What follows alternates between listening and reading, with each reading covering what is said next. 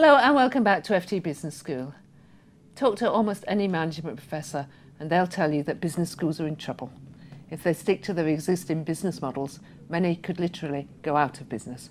So why are so few deans doing anything to address the challenges of online and just-in-time learning, as well as the underlying fiscal issues? Someone who stresses the urgency of the problem is Hamid Bouchikhi, Professor of Management and Entrepreneurship at Essec Business School in France. Professor Bouchikhi, why is there such urgency now?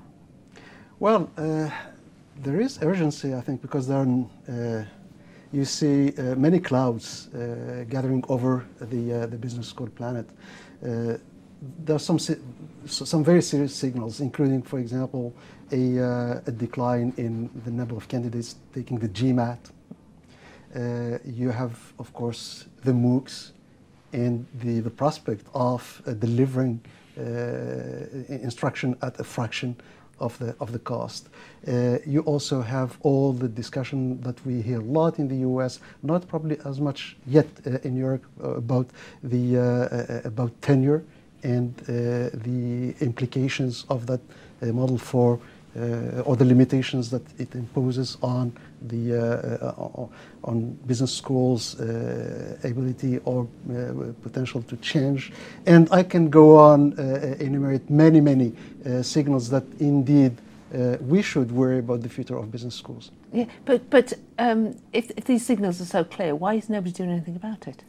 There are a lot of people who for some time now, for many years, have been predicting the imminent demise of business schools.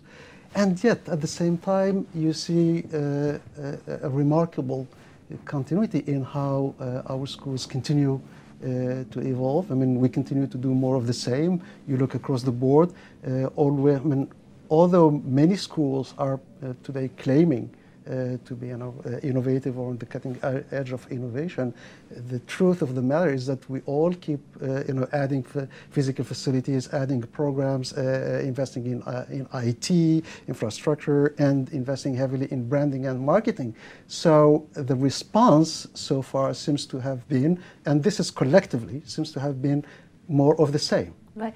So, I mean, business schools have been teaching businesses about change and how to manage change for decades, haven't they? I mean, why can't they do it themselves?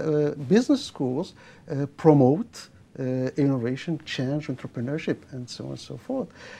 And ironically, when you look at how business schools have evolved over the last 3 decades or so, you see an increasing trend toward kind of mimetic behavior. We call it isomorphism, to use a big word.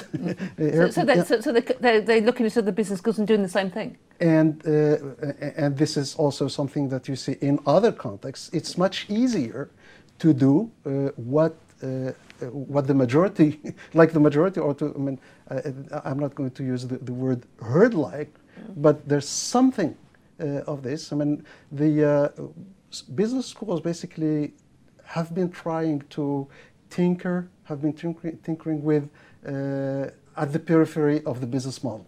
But the core of the business model itself has remained remarkably stable, and there's a remarkable story of continuity, despite the fact that there are signals that change is absolutely necessary. Professor Bouchikhi, thank you very much indeed. Thank you very much.